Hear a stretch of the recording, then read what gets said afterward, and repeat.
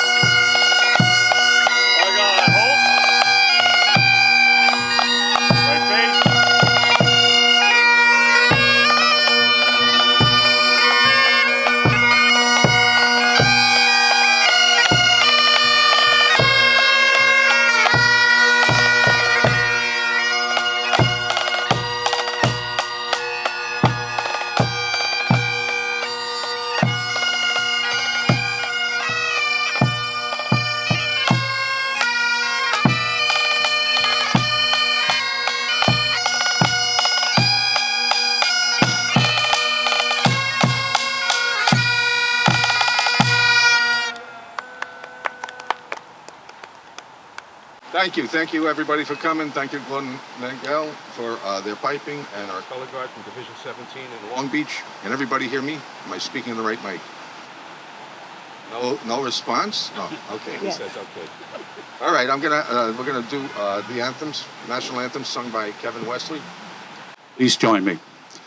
I'll sing you a song, a soldier's song, with cheering, rousing chorus. As round the blazing fires we throng, the starry heavens over us, impatient for the coming fight. And as we wait the morning light, here in the silence of the night, we will chant a soldier song. Soldiers are we, whose lives are pledged to Ireland. Some have come from the land beyond the wave, sworn to be free. No more our ancient Ireland shall shelter the despot or the slave. And now we man our banner well, in Erin's cause come woe or well. Mid cannons roar and rifles peal, we will chant a soldier's song. Protocol states that all American citizens please rise. Remove all headgear other than military and religious, and veterans may salute regardless, or as we used to say in Bedford Stuyvesant, irregardless of whether you're covered or uncovered. Oh, say, can you see by the dawn's early light what so proudly we hail at the twilight's last gleaming, whose broad stripes and bright stars through the perilous times, o'er the ramparts we watch, were so gallantly streaming, and the rockets' red glare, their bombs bursting in air, gave proof through the night that our flag was still there. Oh, say, does that star-spangled banner yet wave o'er the land of the free and the home of the brave? This is the 189th year of disaster that took place. What I have for you today is just a quick first report that I found in the newspapers after the disaster struck. This came out November 28th, 1836. Sunday Morning News and the Hempstead Inquirer. On the 16th of October, the ship Bristol of New York, commanded by Captain McCowan, sailed from Liverpool for New York. The vessel was a new one. As we learn, this being her second voyage, and was commanded by a gentleman long and favorably known as an able and experienced shipmaster. She had on board an assorted cargo such as coal, railroad iron, crockery, dry goods, etc., and a large number of cabin and steerage passengers. After a pleasant, prosperous voyage, she arrived off the highlands of New Jersey. Sunday evening last, about 8 o'clock, making the light, Captain McCowan hove the vessel and hoisted the signals for a pilot. About 1 o'clock, as it began to blow very fresh, Captain McCowan brought the ship into the wind and stood offshore, waiting for that pilot. Just before 4 o'clock on that Monday morning, she struck on Rockaway Shoals, 5 miles west of the pavilion in the night, or rather morning, being very dark and thick. She struck so lightly that little alarm was even excited on board. But in a short time, the wind increased into a violent gale, and has made clear breach over her.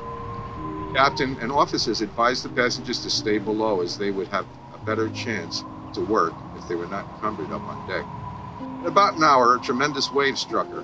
Boats, bulwarks, and everything movable was instantly swept from the deck.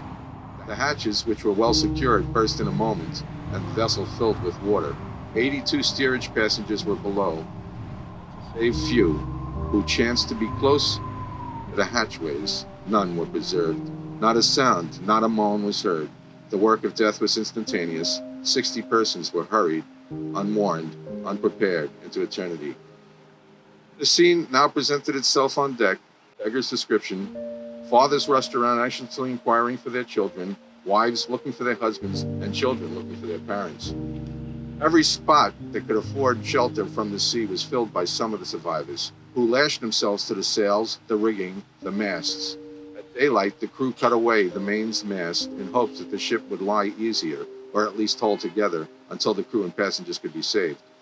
The shore, which was about a quarter of a mile from the wreck, was crowded with persons looking on, but unable to afford any assistance, as the surf ran so high.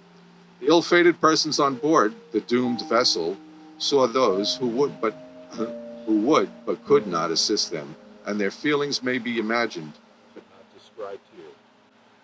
The vessel was hourly expected to go to pieces, and once the work was commenced, hope was indeed gone. Towards noon, as the tide ebbed, the surf was lower, and a boat manned by 4 gallant, hardy men reached the wreck. This boat made 2 trips and succeeded in bringing safely to land all the females left alive, the children that were alive. Before the boat could go for a third time, the surf again rose, and further assistance must be delayed until midnight. Meanwhile, the ship broke in two, and the foremast went by the board. Lashed to it were 2 messengers, Carlton and Mr. Bristol. Cabin passengers, Mr. Bristol alone was preserved, as in falling he caught hold of the bobstays and reached the bowsprit. Soon after, the mizzenmast went, but before it did go themselves to the taffrail. When the boat first came off to the relief of the unfortunates, the females were taken off. At a second trip, Mr. Donnelly and his family, who had been in the mizzen top with Captain McCowan, got into the boat, leaving Captain McCowan and a servant maid still on board. Before the boat pushed off, Mr. Donnelly declared he would not go ashore in that boat, but that the servant maid went. To take his place, Captain McCowan urged himself very strongly to save himself then, if possible, but he refused and returned to the top with the captain. The servant went ashore instead. The females landed in safety, and Captain McCowan with Mr. Donnelly remained on the top. While there was Captain McCowan conversing upon the melancholy disaster, remarked that he feared he was undone forever and would never be able to obtain command of another vessel. Mr. Donnelly endeavored to cheer him up and told him that so much confidence he had in his conduct and capability that if he could not procure a vessel, he would give him one himself. Soon after this, Captain McCowan had reason for fear the mizzenmast would go. He proposed descending and lashing themselves to the taffrail, to which Mr. Donnelly consented. Captain McCowan went first, and having procured one end of the running rigging, lashed himself securely to the taffrail. Mr. Donnelly followed, and Captain McCowan, who threw him the end of the rope, but he fell short. Mr. Donnelly attempted to reach it, and while in the act of doing so, a tremendous wave struck the vessel and washed him overboard. He was drowned and fell victim to his own. On the shore, all on shore thought that the vessel must have gone to pieces, but as faint moans and cries of distress were occasionally heard amid the howlings of the storm, a boat put off at midnight, reached the vessel with difficulty. All who were alive on board were put onto that boat, and she reached the shore in safety. In 3 or 4 trips, all of the living had finally been rescued from this watery grave. Captain McCowan was the last person to leave that wreck. He had repeatedly urged the boatman to save himself, but resolutely refused until after all in his care was safe. He saved nothing, not even the ship's papers. All his own clothing was lost, and he came ashore in his vest and pantaloons. He was so much bruised and injured by the washing of the waves that he's obliged to be taken to the wreckmaster's house, a distance of 7 miles from the wreck, where he now lies seriously ill. This was all reported Sunday morning on November 30th, in 1836, by the Hempstead Inquirer. As we go through all the stories over the years, the history of the wrecks and the people that were responsible for it, that the wrecker was a Rainer Rock Smith. He was related to a lot of people in this cemetery. He was the wrecker down at the beach. He had a cabin there trying to help people as they came in. One of the sad parts is that pilot boat never even got out to them. It was a storm. They didn't have a chance themselves. That's the way it goes. It led to a lot of other things happening, including in the next year, we'll take the wreck of Mexico up, which happened 40 days after this wreck, with many more lives lost. But this time, no, I'm going to turn it over to my good friend, the Honorable Robert Bogle. He's the county court judge, acting Supreme Court Justice, supervising judge of Nassau County Village Courts. I would be remiss not to indicate that town councilwoman Ryder is here, correct? It's important to bring up the town of Hempstead because it's one of the reasons this is here and has survived over the years. I know my son was a zoning attorney for the town for many years, and he was instrumental in making sure that we have this incredible monument that is so important to our history here on Long Island, and really history in Irish-American relationships. I'm reminded of a quote from Theodore Roosevelt. Theodore Roosevelt, of course, was Secretary of the Navy, and he once said, "A ship in harbor is always safe, but that is not the purpose of a ship. A ship is to go forth and do what must be done to accomplish its objectives. And it takes bravery to go out on the seas. It takes bravery to go out and engage in the activity that is meant not for really for humans. It's the ocean. But a group of individuals back in the 1830s opted to do that. They could have stayed safe in their own country. It was 1836. The famine hadn't started yet. But there was still opportunity out there. And they knew the opportunity was there. So they left the safety of their countries and came here to find something better. And unfortunately, this happened. Something that happened that was just horrific. All of us here came over at one point. Some from the famine, some from the 1830s. My family came over here in the 1790s during the Wolf Tone Rebellion. They had to get out of Ireland. And so many people have their own stories of why they came to the United States in the 1920s or whatever. But they all have that story behind them. And these individuals who came here, they were brave, they had guts, and unfortunately, the ocean didn't welcome them when they arrived, and it was difficult getting to them. But even in that hour, you saw such tremendous bravery. You saw families going ahead trying to save other members of a family, doing the best that they can to do what humanity does to one another in its finest moments.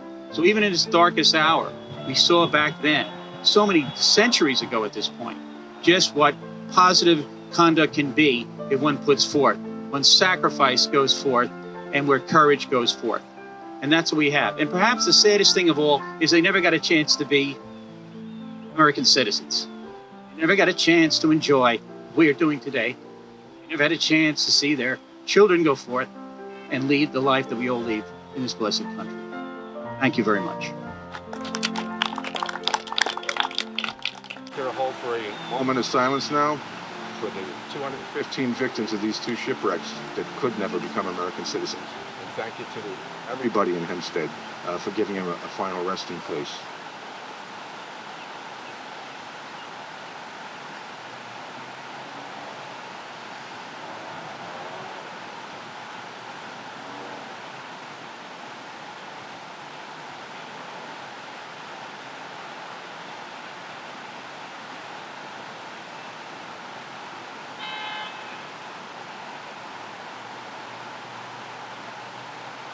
thank everybody. I'm going to bring up the Historical Society of East Rockaway and Lynbrook. I have Frank Torrey here is going to say something, and I believe Madeline Pearson is going to speak a little bit too.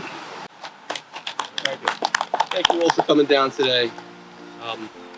You got a nice representation of the history from Jack, so I just wanted to say how important it is for us all to gather here every year. In 1840, when the monument was dedicated here, the founders of our community, which was then known as Near Rockaway, thought it would be important to memorialize these events. They were very important to the history not only of the area, but the maritime future of this country. The people who were buried here, like Jack said, they never got to experience the American dream that we all take for granted. So for us to be here every year to honor that, words can barely describe. I hold here in my hands an excerpt from the November 22nd, 1936 New York Times, the 100th anniversary of the shipwrecks.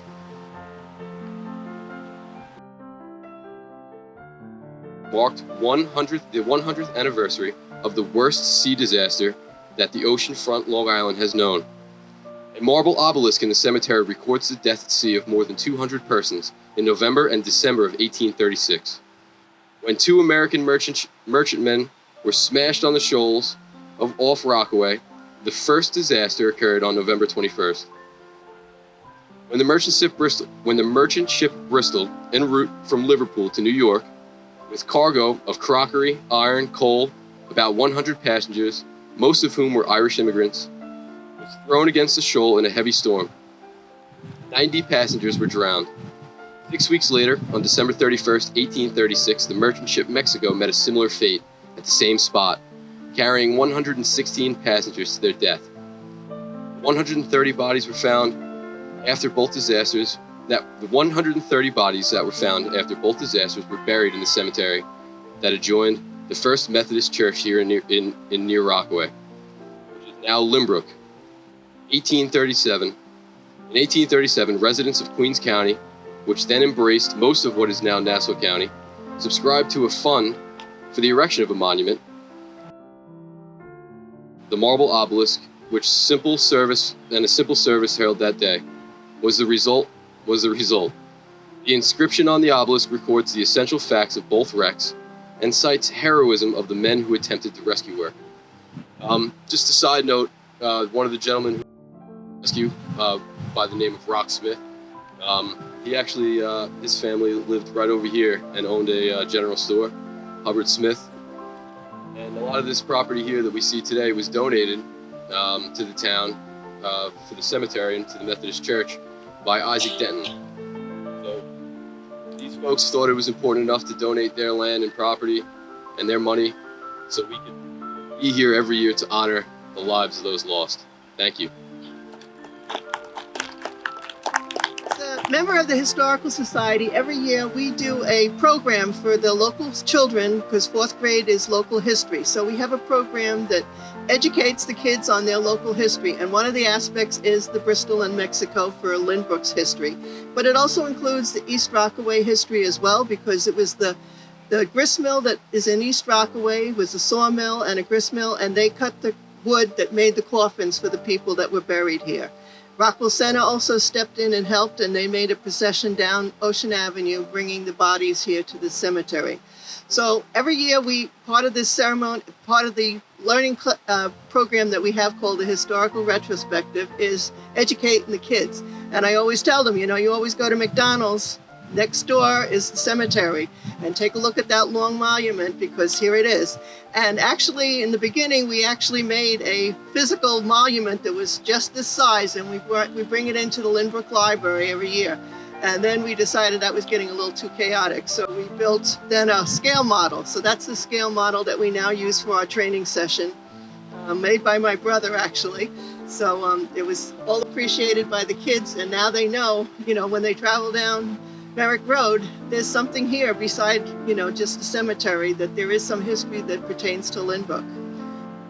I'd also like to say that I think about 10 years ago we started, and it's listed here in the bottom, that we would like any continued donations to keep this cemetery as our monument in shape.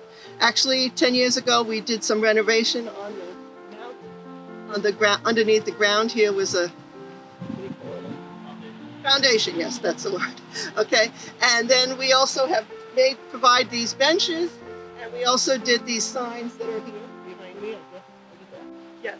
So it's an ongoing thing. So if anybody is interested in giving some donations, we would greatly appreciate it, and that's listed on the bottom here. And another thing I'd like to share is that Art Matson, who's the Lynbrook historian, who can't be here because he's traveling, but he was the one who really elevated this whole thing. He realized this monument was here, and he started doing research. He traveled all over the place to Ireland to find out information on the ships that left from England and Ireland or brought the Irish immigrants here. And he wrote 2 books actually on this ship wreck, and they're available, I think, on Amazon, and they're in the library, local libraries here today. So he couldn't be here, but he's going to be making a presentation, and I do have flyers if anybody's interested, at the Rockwell Center Historical Society on November 5th, which is a Wednesday evening at 7 o'clock. So he'll be sharing the story if you want to know more details, and I have flyers. Thank you very much. And I just want to recognize that we have Mayor Beach here from Lynbrook Village Hall. And again, thank you for Laura Ryder, because she helped get the Town of Hempstead's landscapers to do this wonderful work that they've done behind planting the flowers. So thank you very much, Laura.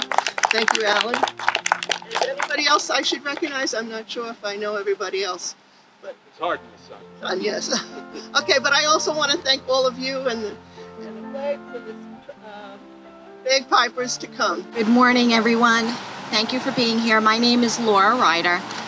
Not only am I the Town of Hempstead representative for this area, I'm also a lifelong Lynbrook resident.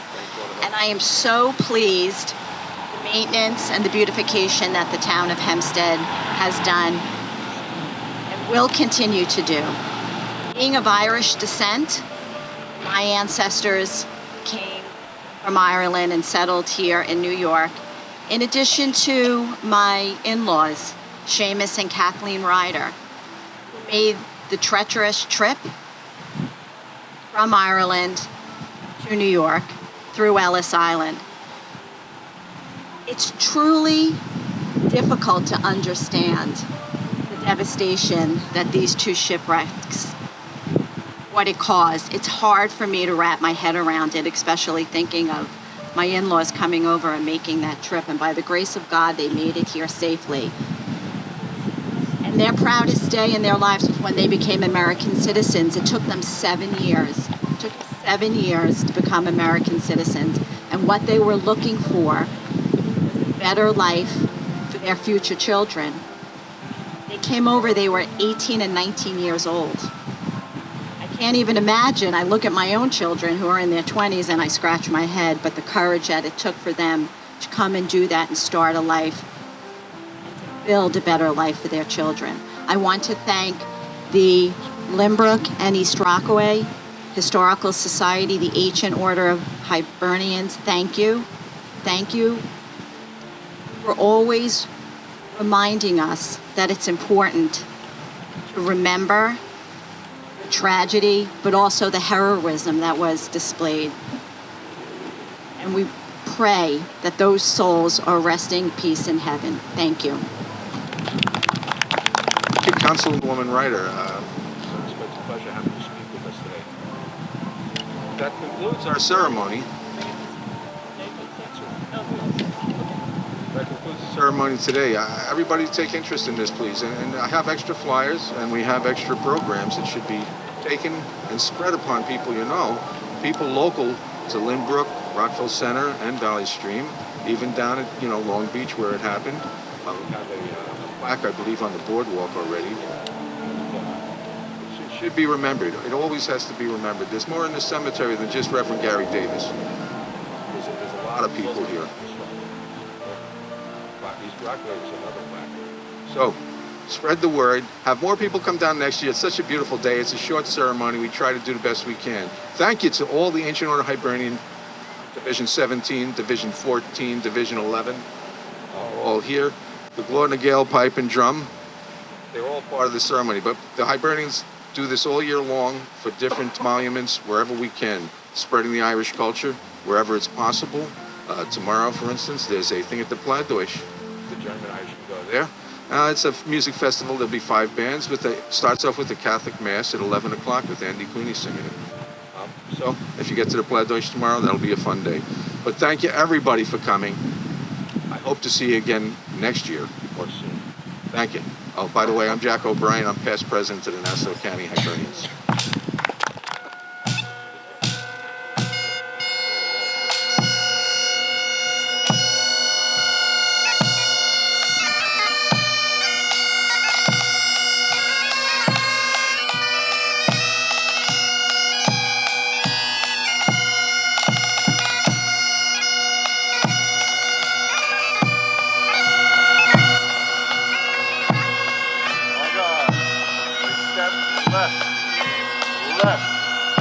Left, right, left.